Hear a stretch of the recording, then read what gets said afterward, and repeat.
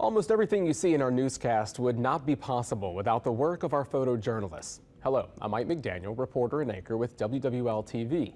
Whether we're visiting Southeast Louisiana businesses or catching up with crews during carnival season, much of WWL's in-depth coverage is a result of the watchful eye of our photographers.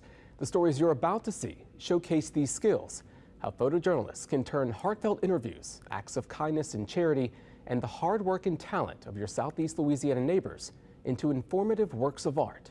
Here are a few of those pieces. Oh, how wonderful it is.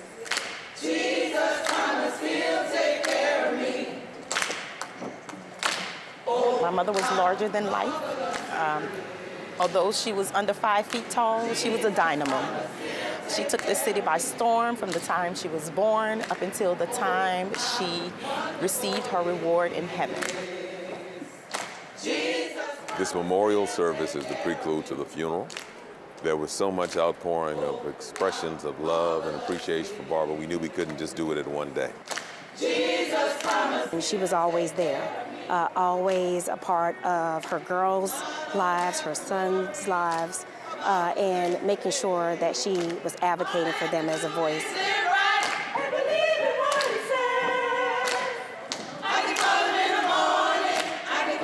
My mother was a community activist, a culture bearer, trailblazer, a mentor, an encourager, and someone that empowered. Just having a simple conversation with her, when you left away from that conversation, you felt empowered and you felt like whatever your task was, that you could complete it. Jesus promised he'll take care of me. Barbara may have been small in physical stature, but she was a giant in her commitment to this community. She did everything she could to try to help make the quality of life better for all of us. I don't have to worry. She was a light for the mystic Cour Femme Fatale. You know, we always said you had the juice. Well, honey, you still got the juice because the city is shutting down just for you. Any other time, everyone would be home on a Thursday evening, but they're here tonight to celebrate your life. So, Mom, we love you. We hope to make you proud and continue your legacy.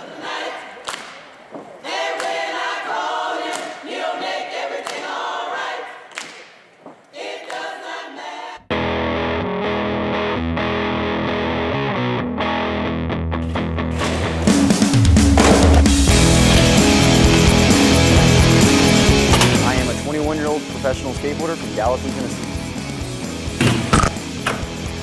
I'm Terrence Williams, and we're with the Nashville skateboarding team.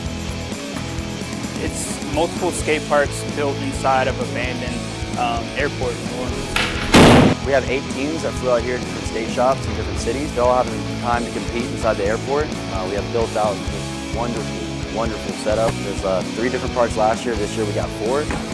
So when it comes down to skating, it's the ground that makes it so much. The smooth ground, you can go as fast as you want. You can fall and not get eaten up. It's absolutely unreal.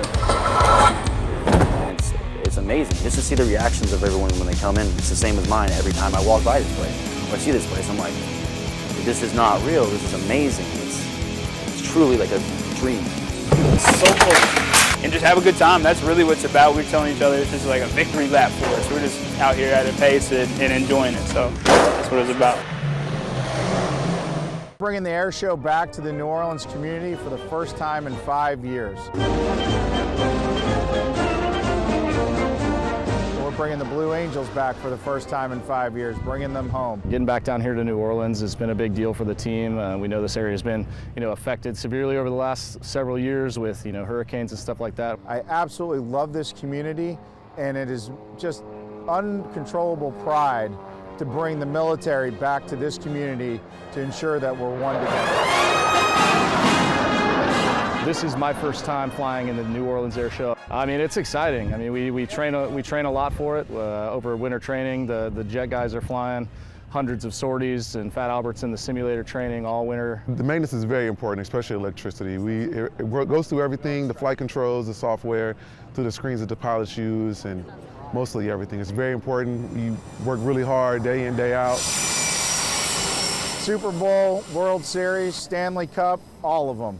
This is bringing all the service's top performers to show exactly what our service and our country has to offer. You know, you can train for it, but every time you get back in the airplane, you still get the adrenaline, the butterflies, and stuff like that. So it definitely is important to stay focused. These kids, young and old, will be smiling ear to ear, will be surprised by what they see. It's super rewarding to be able to come out and actually interact with the folks that take the time to come down to the show and just see the excitement on their face and the little bit of motivation and inspiration that we can provide. The idea is for them to walk away being proud of their military and hopefully come back and research it and possibly join later on in life.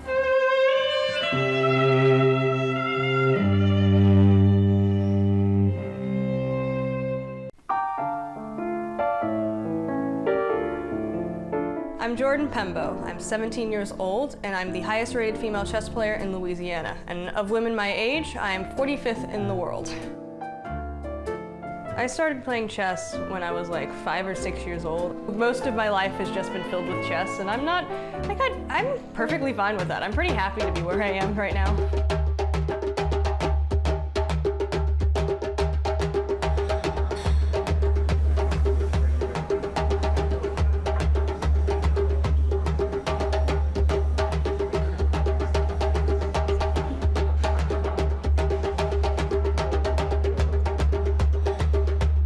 I tend to play kids around or higher than my level because my coach always wants me to have competition, so that's how I actually grow. Because if you play against people that are not as good as you, then you generally don't grow. You just kind of become overconfident and like stuck.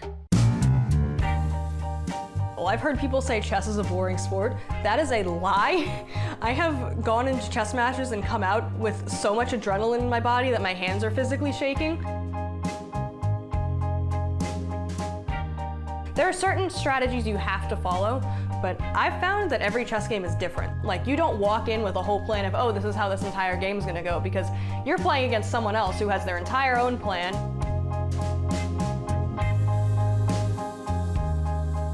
Chess is extremely beautiful. There are thousands of different ways for a single game to go. It starts with a single move of a piece and ends in beautiful endgames.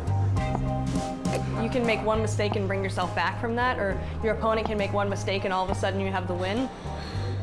It's always amazing to play, and it's amazing to see how chess is like an exhibit of other people's heads and the way they think.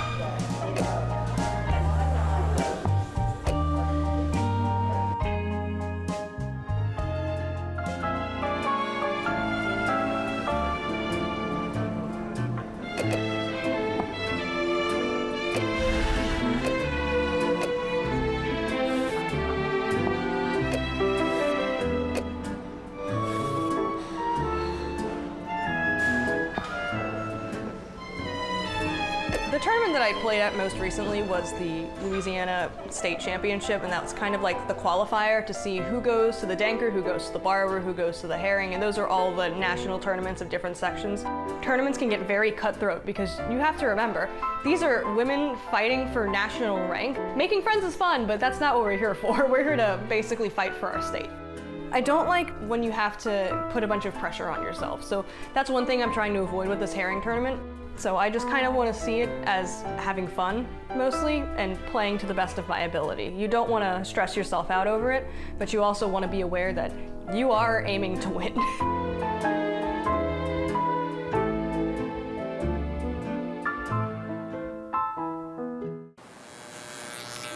Why gotta do it so loud? Because it's probably in you. Hi, my name is Joshua Ferran, and I'm the founder of Millennial Mindset. That's my nonprofit. The Millennial Mindset took on Lafayette Academy, and we just went over there to go talk to them and just kind of see what they needed throughout the school year. And they said that it was pencils, really just pencils, being able to provide their students with pencils the whole year. They couldn't provide them, and I was like, that's a problem. That should never be a problem. That you can't supply your kids with school supplies. So I was like, let's supply y'all the whole year with school supplies, and we're just going to do fundraisers all year to try to raise supplies for the school to make sure they never run out of school supplies. Hi, my name is Jasmine Jones, and I'm the principal here at Lafayette Academy Lower at Leah Chase, and I'm with the Community Academies organization. I am beyond excited for this partnership with Millennial Mindset and Mr. Chill's Barbershop to provide haircuts and linings and school supplies for all of our kids for our back to school event. We're definitely trying to make sure that our kids are set up for success and that excellence in teaching and learning is still taking place every day, and the barriers that are placed in front of kids no longer exist. To be able to help somebody else, it was something that I'm passionate about, you know, it's just a blessing. We're definitely excited for the things to come in this partnership as it continues to grow. You better not cut my hair bald head.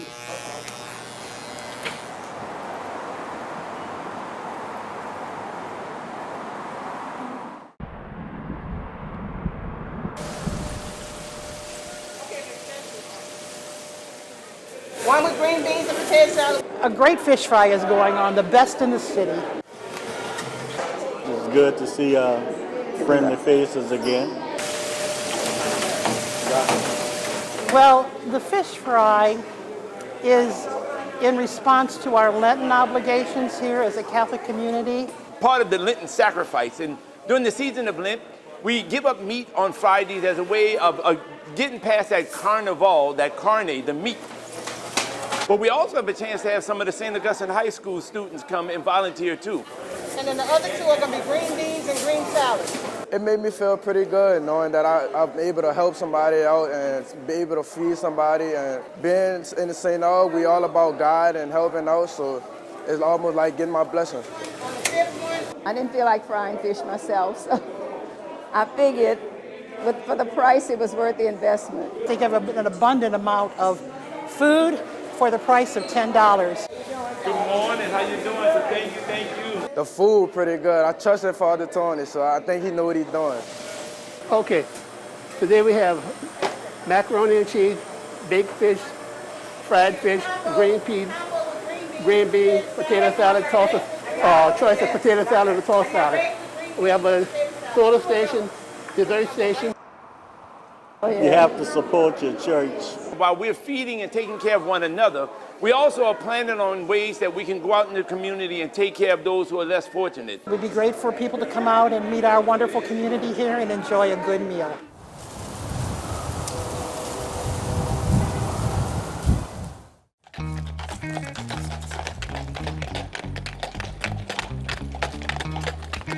So of course it's carnival season, Mardi Gras season, so why not have the Budweiser Clydesdales here? Every year when the Budweiser Clydesdales come to New Orleans for Carnival, we get one night of their very busy schedule to bring the public out to meet the Clydesdales.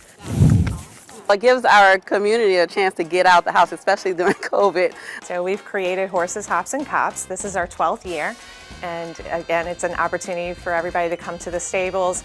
We raise money for our NOPD's mounted unit. The proceeds from the event help the mounted unit with buying equipment and supplies needed to keep the mounted unit functioning. We're excited to invite everybody out to the event. We're going to have an equestrian soccer game, and then we also sell food and beverages. We have souvenir photos. There'll also be arts and crafts. It's a great night. This is why we do it. It's because it's the attendance.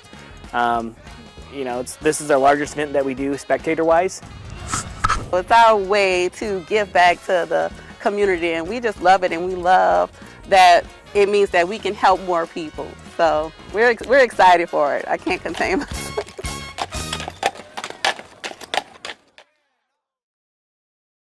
You can come walk on this side. Okay.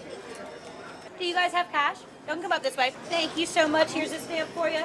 We have one hell of a benefit show happening tonight. We've got a lineup of 5 phenomenal bands. We've got artwork for sale. We've got sponsorship from Urban South Brewery and Cathead Distilling, so that we have drink specials that'll be going and to a great cause. Thank you. Of course, thank you. The Ukraine situation, Putin's war, is a horrible situation. I think that people are coming together to support the people is great. Every bit of this, every donation, every bit of love, helping refugees defense funds and emergency medical supplies in Ukraine. So we thought, what better way to support them? Absolutely. And the musicians doing it is even greater. Having fun and raising money for a good cause. Yes. The musicians help us live, so we can give back to them and help them give back.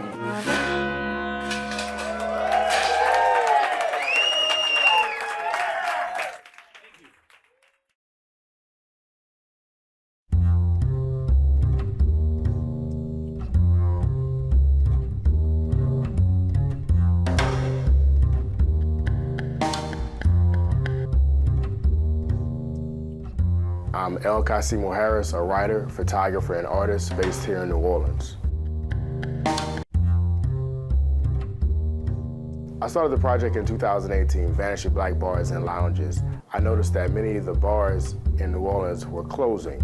I just felt that I had to document what was going on because I was wondering what would happen to culture when it's displaced, as far as the Black masculine Indians, the second line, and social aid and pleasure clubs.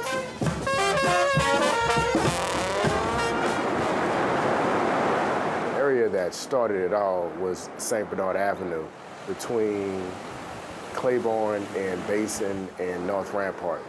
And every time I traversed through that area on St. Bernard Avenue, I noticed that it was about 6 black bars. One day in maybe 2017, I noticed that it was only 1 black bar left. The other place, the Goat, Sydney's, all these bars had become white bars. And I just knew that it would be a great shift in culture. So I wanted to document that and tell that story and go into these bars that sometimes people think are just ordinary or unimportant. But I knew that beyond just being a place, I wanted to examine the people and their ephemera and everything else that goes along with being a black bar. I think it's vital that they remain. If we just talk about culture, and culture is what drives New Orleans, particularly black culture, be it the food,